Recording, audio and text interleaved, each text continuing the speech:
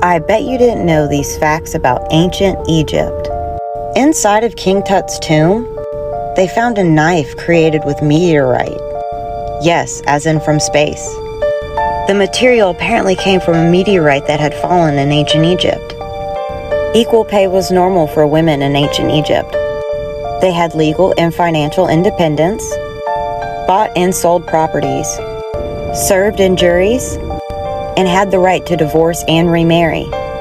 Autumn, the god of creation, was said to have created everything when he masturbated and spilled his seed. Men were allowed to take off work to take care of their wives or daughters when they were menstruating.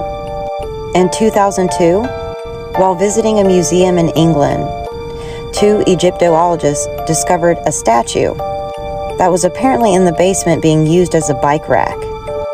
It was actually a 2,700-year-old statue of a king, and the staff was apparently unaware of the significance of the statue. I bet you didn't know these really weird facts from history. Since 1945, all British tanks are equipped with tea-making equipment. There was a Roman emperor who loved his horse so much that he tried to make him senator.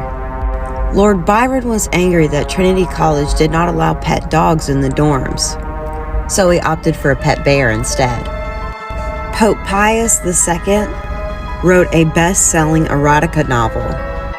In 1929, a pair of scientists sedated a cat, and they turned the cat into a working telephone.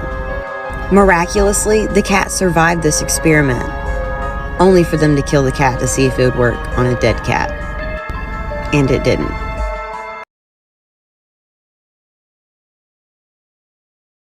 I bet you didn't know that in 2012, the severed fingers of a child were found in a dumpster in Hawaii. A woman named Gina was looking through the garbage to find recyclables. She did this often.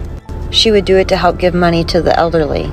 When she found a plastic baggie containing what she thought was ginger root, she also was fond of gardening, so she took it home with her. Later that day, she pulled the ginger root from her purse, only to discover the ginger root had fingernails. She said she immediately gagged, thinking, "Oh my God, these are fingers."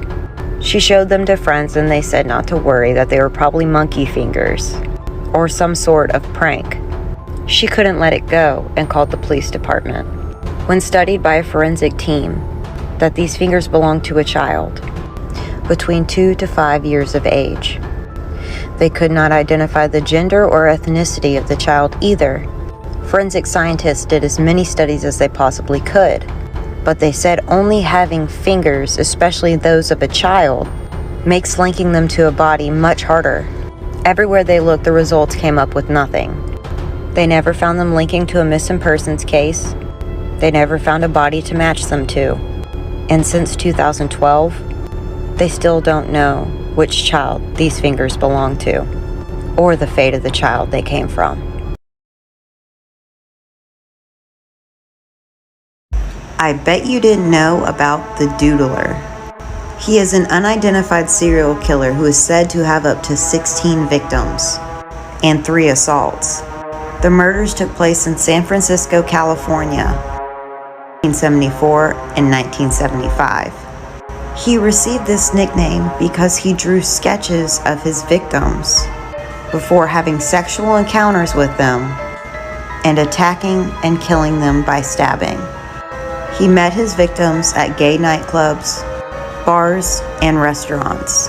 The victims were stabbed in the front and back of their bodies in similar locations. All of the victims were gay, white males.